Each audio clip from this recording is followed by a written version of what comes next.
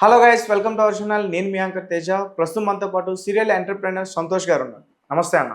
నమస్తే. రైట్. కల్కి మూవీలో విజయ్ దేవరకొండ గారు అర్జున క్యారెక్టర్ చేశారు. ఆ క్యారెక్టర్ చేసిన తర్వాత చాలామంది ముఖ్యంగా మీమ్స్ పేజెస్లోని ట్రోలింగ్ పేజెస్లోని విపరీతంగా విజయ్ దేవరకొండని ట్రోల్ చేస్తున్నారు.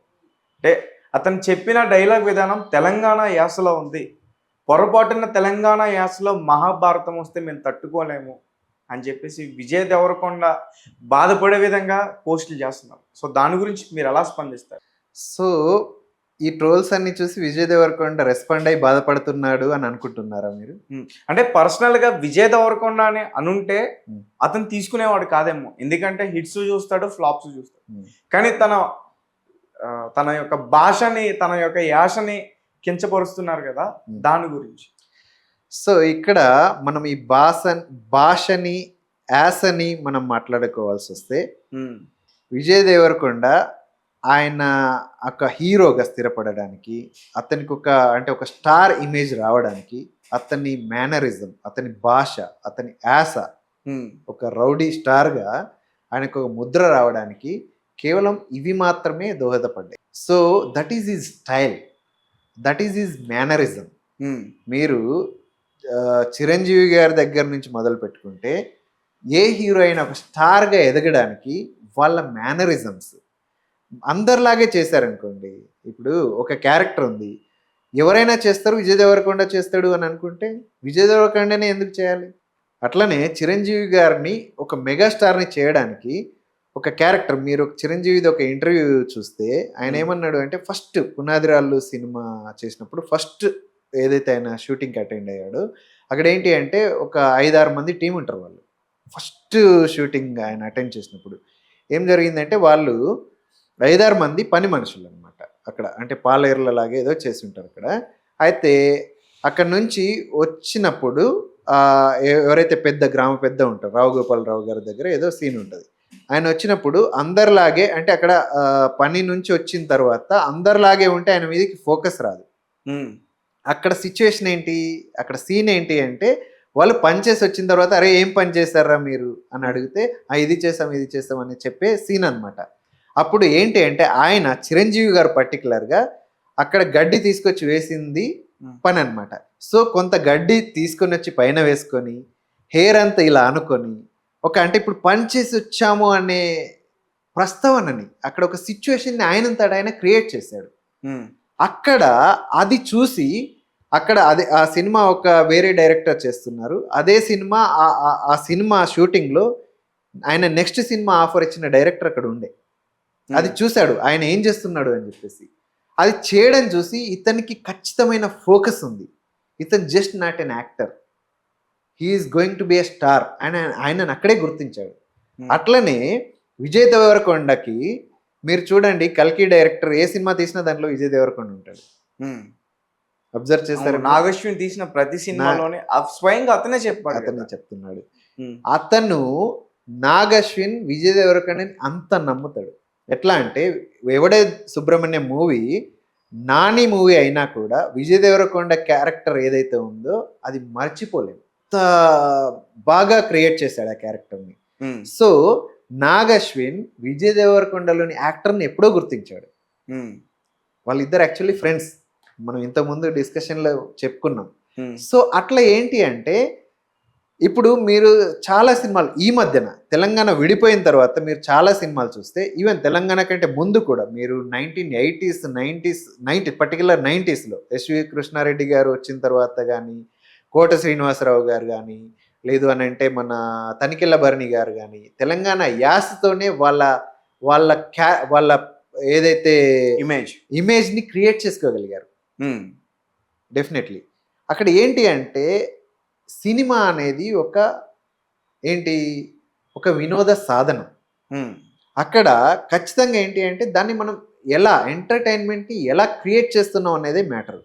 అది తెలంగాణ యాసన, ఆంధ్ర యాసన, శ్రీకాకుళం యాసన, ఇది అనేది మనం కొంతసేపు పక్కన పెడితే, అది వాళ్ళ మేనరిజంని బట్టి, వాళ్ళ కెపాసిటీని బట్టి వాళ్ళు దాన్ని గ్రాప్ చేస్తారు, అక్కడ ప్రజెంట్ చేస్తారు. ఖచ్చితంగా ట్రోల్స్ ఏదైతే చేస్తున్నారో రీసెంట్గా నేను ఒక వీడియో క్లిప్ చూశాను. ఒక సింగిల్ సాంగ్లో Hmm. ఏంటంటే తెలంగాణ యాసలోనే ఆ సాంగ్ ఉంది. నేను మీకు ఆ లింక్ షేర్ చేస్తాను చూడండి. అందులో ఏంటి అంటే ఒక సాంగ్లో మొత్తం మహాభారతం చెప్పేశారు. ఏంటి అంటే ఒక ఆ, ఒక ఒక ఏది మన వెబ్ సిరీస్ మూవీ అది. Hmm. ఓకే, దాంట్లో ఏం చేశారు అని అంటే వాళ్ళు స్టేజ్ ఆర్టిస్టులు అనమాట. ఒక ట్రూప్ ఉంటుంది. Hmm. ఆ ట్రూప్లో వాళ్ళు మాట్లాడుకుంటుంటారు. దాన్ని ఒక సాంగ్ లాగా చేశారు. అక్కడ ఏంటి అంటే కృష్ణ ఇది నా పరిస్థితి ఏంది అని అనేదాన్ని తెలంగాణ యాసలో ఒక సాంగ్ని చేశారు. ఆ సాంగ్ మొత్తం మహాభారతాన్ని చెప్పేశారు. Hmm. అట్లాంటివి చాలా సినిమాల్లో కొన్ని స్టేజ్ పర్ఫార్మెన్సెస్లో తెలంగాణ యాస కానీ లేదు అంటే శ్రీకాకుళం యాసతో కానీ చాలా చేశారు. అది చేస్తే మనం ఎంటర్టైన్మెంట్ మనం అది చేయగలుగుతాం. అండ్ ఇంకోటి ఏంటంటే మనము ప్రభాస్ గారి మూవీ చూసాం దీనికంటే ముందు. రామాయణాన్ని కొత్త అంటే మన న్యూ జనరేషన్స్ రామాయణం ఎలా ఉంటుంది అని చెప్పేసి ఆదిపురుష్ చేశారు యానిమేషన్లో. దాన్ని రిసీవ్ చేసుకున్నాం. అది పూర్తిగా ఇక్కడికి అంటే పూర్తిగా లోపల దాకా వెళ్ళకపోయినా కూడా దాన్ని కూడా మనం రిసీవ్ చేసుకున్నాం. అది మనం ఎంటర్టైన్మెంట్ అంతే. ఈ ట్రోల్స్కి ఇదేమి పెద్దగా రెస్పాండ్ అవ్వడు విజయ్, అందులో డౌట్ ఏం లేదు. రౌడీ స్టార్ లాగే ఉంటాడు. ఓకే, అందులో అయితే కాకపోతే ఏంటి అంటే తెలంగాణ యాసలో ఇదే భాషలో మూవీ వస్తే ఖచ్చితంగా హిట్ అవుతుంది. అందులో డౌట్ లేదు. ఎందుకంటే దాన్ని మనం ఎంజాయ్ చేస్తాం. అక్కడ ఏది అంటే అది కొత్తగా కనబడుతుంది. మీరు నేను మాట్లాడుకుంటాను, నేను తెలంగాణ అని. నేను తెలంగాణ భాషలో మాట్లాడట్లేదు. మనం మాట్లాడుకున్నప్పుడు నార్మల్ భాషనే మాట్లాడతాం. కానీ ఒక స్టోరీ చెప్పాలనుకున్నప్పుడు ఏదో ఒక యాసలో చెప్పినప్పుడు ఇంకా ఎక్కువ ఎక్కుతుంది. అది కావాలని తీసుకునేదే. సో ఆయన అదే కంటిన్యూ చేస్తాడు. ఒకవేళ తెలంగాణ యాసలో ఒకవేళ ఒక మూవీ భారతం వస్తే కూడా ఖచ్చితంగా పెద్ద హిట్ అవుతుంది. అది అందరూ రిసీవ్ చేసుకుంటారు. అండ్ మీ పర్సనల్ ఒపీనియన్ చెప్పండి. అంటే విజయ్ గారు అర్జున్ క్యారెక్టర్లో మీకు ఎలా అనిపించారు? అర్జున్ రెడ్డి చేసినా అర్జున్న చేసినా విజయ్ దేవరకొండ చేయగలుగుతాడు. అంటే మీరే చెప్తున్నారు కదా ఒక మేనరిజంతో పైకి వచ్చాడని చెప్పేసి. అవును.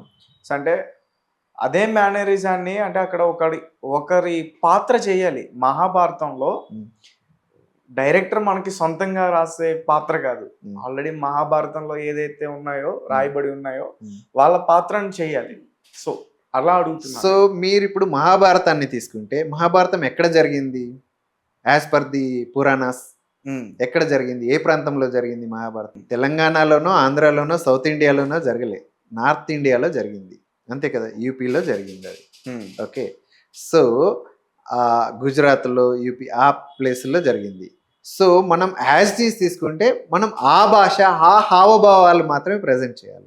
సో మీరు చూడండి చాలా సినిమాల్లో మనం చూసి ఉంటాము మూవీ అంతా నార్త్ ఇండియాలో జరుగుతుంటుంది. కానీ ప్రేక్షకులకు అర్థం కావడానికి ప్రేక్షకుల వాళ్ళ సౌలభ్యం కోసం ఏం చేస్తారంటే అక్కడ ఉన్న పాత్రలన్నీ తెలుగులోనే మాట్లాడతారు. మీరు చూసి ఉంటారు. ఈవెందో అక్కడ డిస్క్లైమర్ కూడా ఇచ్చి ఉంటారు.